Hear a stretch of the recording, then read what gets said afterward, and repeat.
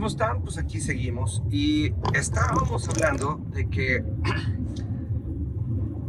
para que José pudiera escuchar la voz de Dios y pudiera recibir los sueños de Dios y sobre todo, lo más importante, que pudiera tener el adecuado entendimiento de lo que Dios le quería decir, tenía que entenderse importante. ¿Qué quiere decir esto? José era el favorito de Jacob, eso es cierto, pero hubo un momento en el que tenía esa lucha entre ser el buleado por sus hermanos, entre tener la envidia de sus hermanos, entre tener el acoso de lo que le pasaba alrededor y el verdadero tiempo de poder acercarse a Dios. Y para eso tenía que entenderse importante. Y eso es algo que usted y yo necesitamos constantemente, tener esa reflexión de que hubo un Dios que bajó y dejó de ser Dios y se hizo hombre y vino a la tierra y vino a morir por usted y por mí.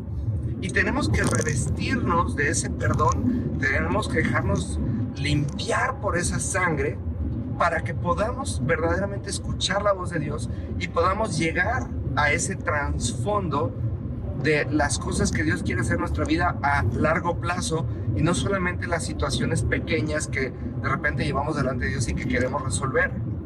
Entonces, amados, si no tenemos esa conciencia de qué tan importantes somos para Dios y lo que ha pasado en el corazón de Dios para con nosotros, difícilmente vamos a poder llegar a recibir lo que Dios tiene para nosotros. Y en eso tenemos que meditar verdaderamente, en eso tenemos que profundizar. Esa debería de ser nuestra oración. Dios, explícame, ¿quién soy yo delante de ti?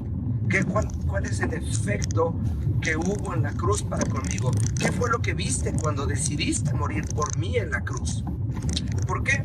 Porque muchas veces usted y yo nos conformamos con que algo bueno haya pasado y nos perdemos de lo verdaderamente bueno. Piensa esto, la vida de José fue transformada a raíz de esos sueños y esto viene a colación porque aquí es en donde las palabras de la Biblia convergen.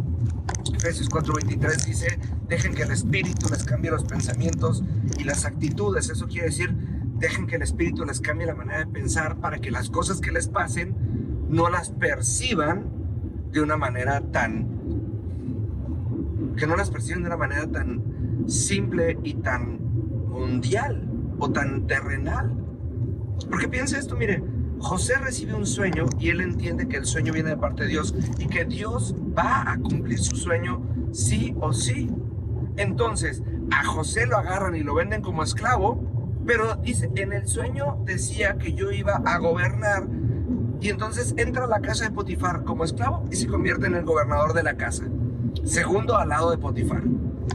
De ahí, como siempre, la gente que brilla causa envidias y le pasa con la esposa de Potifar que se lo quiere echar al plato y lo mandan a la cárcel. Y José entra a la cárcel y dice la Biblia que José tenía las llaves de la cárcel en sus manos, o sea, él entró a gobernar en la cárcel y era el segundo a bordo después del director de la cárcel. Y después de eso aprendió que su lugar era un lugar de gobierno y cuando salió de la cárcel llegó a ser el segundo sobre Egipto al lado del faraón. Quiere decir, desde el momento que Dios cambió su manera de pensar cuando le dio los sueños, desde ese momento la manera de vivir de José cambió para siempre. Esto es algo que nosotros queremos, o más bien necesitamos entender. Número uno, qué tan importantes somos para Dios para que tengamos el terreno adecuado para escuchar la voz de Dios.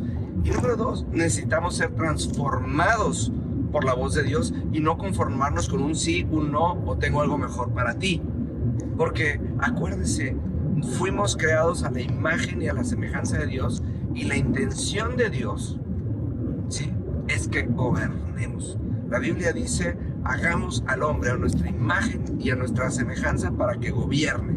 Cuando Dios habla de la semejanza, quiere decir que Dios nos está dando la capacidad de actuar conforme a su corazón y conforme a su identidad.